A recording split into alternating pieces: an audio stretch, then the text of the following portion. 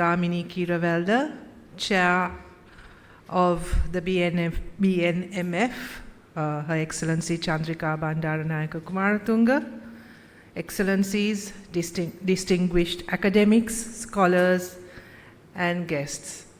It is a pleasure to participate in the launch of Reimagining International Relations from a Global South Perspective, authored by Professor Kierawelde.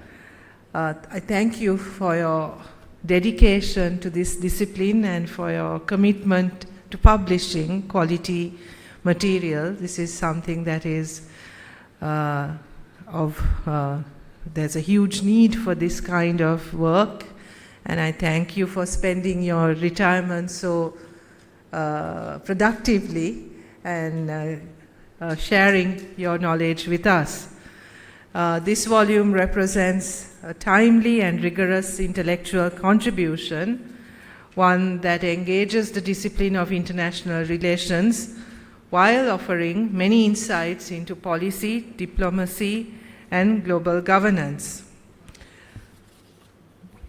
This book, I must confess that I didn't read it cover to cover, but I did read sections of it, and the main purpose of this book appears to be an attempt, a very successful attempt, to trace the evolution of the discipline of international relations, particularly offering us perspective on the way in which this discipline has expanded when you situate it within an understanding of the global inequalities, especially in the field of power, knowledge, and the production of knowledge through history.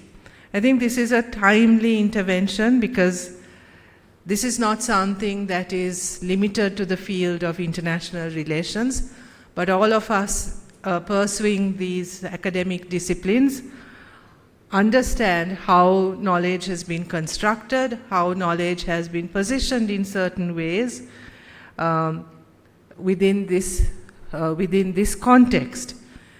This understanding of the way in which knowledge is produced and the power inequality that lies at the base of the way in which particular types of knowledge is given precedence or not, or dominant, is something that goes far back as the 1970s with Edward Said's path-breaking work, Orientalism, where he showed how dominant understandings, particularly of our part of the world, shaped the way in which we ourselves understood how we understood our societies and our context. This,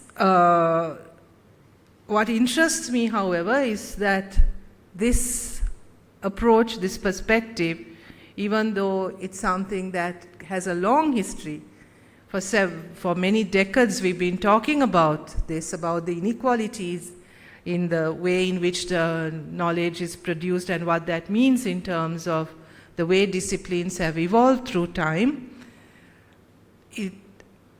The need to keep reiterating this, I think, is what is most interesting, because even though we all know this, if we look at the way in which disciplines are taught, even today, we seem to still pursue a very determinedly kind of positivist approach to understanding the production of knowledge, and particularly be very indebted to Eurocentric ways of understanding how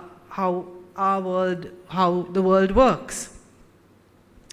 Professor Kierawelde in this book argues that the global South, when it comes to international relations and diplomacy and so on and so forth, is not merely reactive, but produces a distinct moral and cultural imagination. He calls for what he refers to as epistemic pluralism in understanding how the global South, global South's international relations and international policy has evolved. and traces the many different pathways through which a counter understanding of international relations has also evolved through different strands of thinking. He provides insights into how this discipline has evolved through time, but also, importantly, deconstructs Eurocentric assumptions about international diplomacy, human security, sovereignty, self-determination, and key concepts within this discipline.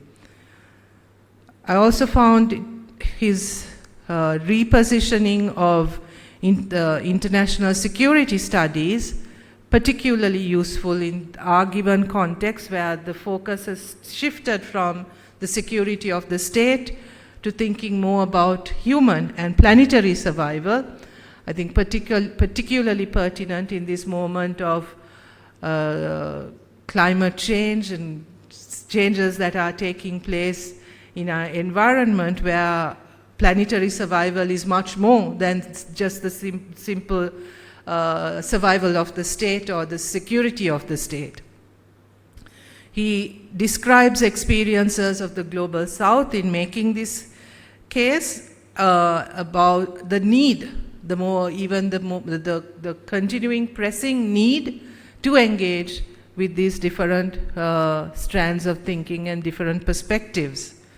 Again, this becomes particularly pertinent given, I think, globally, this current understanding of the world as particularly unstable and unpredictable, as if this instability and unpredictability is a new thing. I think for those of us who've lived in the global south, this is not new at all. This is always how the world has been for us. It has instability and unpredictability is our life experience, is our lived reality. And now that things are shifting elsewhere, suddenly the idea of instability and unpredictability is becoming something as if this is something new and something that we have to now start dealing with. Professor Kiravala also, I think, points to, in one of his chapters, the challenges facing the rules-based order currently. Again, something that is being discussed quite considerably now, and where the interrogation of international regimes, of governance, international governance structures has again caught people's attention. But again, I think a perspective from the global south forces us to ask whether this international regime and a rules-based order, as important as it is and as much as we have subscribed to it, whether that rules-based, who did that rules-based order serve even when we thought that it was functioning well? Whose interests were represented in that rules-based order? So this has also often been talked about and discussed, particularly from a cultural relativist point of view, that different cultures offer a different way of thinking about all of this. But I have often found that that particular argument can also be extremely limiting if we start thinking of very sort of, culturally specific kinds of ways of addressing international norms or international governance systems. Then offering an argument of cultural specificity can sometimes also be, there's somewhat of a tension between this. How can you also subscribe to an international rules-based order and also say that specific cultures and have specific ways of understanding, and therefore cannot, that rules don't apply in the same way to everyone. This argument, I think there's a tension within this discourse as well, necessary, but one that is complex, therefore. So Professor Kiravala invites us, therefore, to reimagine international relations as a genuinely plural field. I think this doesn't necessarily only go for the discipline of international relations. This is something that applies to almost all, I would say to all disciplines. He invites us to think of this as a dialogue rather than a sort of a promotion of a single homogeneous point of view. Again, something I think that is relevant to many more disciplines than international relations. But again, I think important points to keep making, important points for us to keep remembering about the need for the multiplicity of perspectives, viewpoints, the need to be constantly reflective of the standpoints we take, and to also understand some of the inherent contradictions between some of these frameworks that and assumptions that we ground our work on.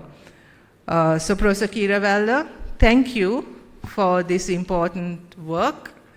I congratulate you. Your writing style is very readable, I have to say.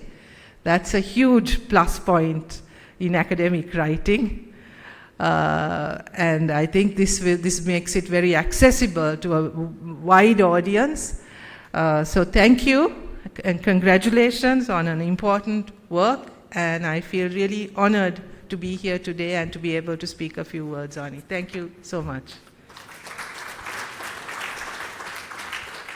On many years of teaching, research notes, and scholarly discussion. Support and contribution, Ms. Shani Javadan, overall quality.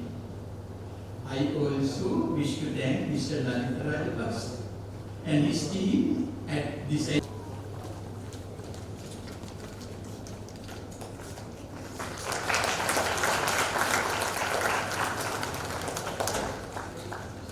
We are the Lanka National